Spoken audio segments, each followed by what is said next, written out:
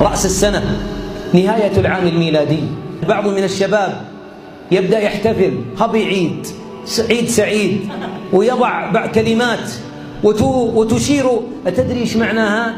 أن تضع القرآن تحت الأرض وتضع الإنجيل فوق رأسك.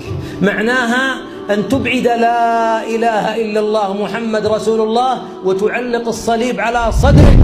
وقالوا اتخذ الرحمن ولدا لقد جئتم شيئا إدا تكاد السماوات يتفطرن منه وتنشق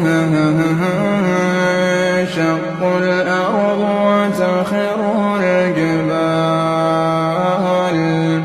وتخر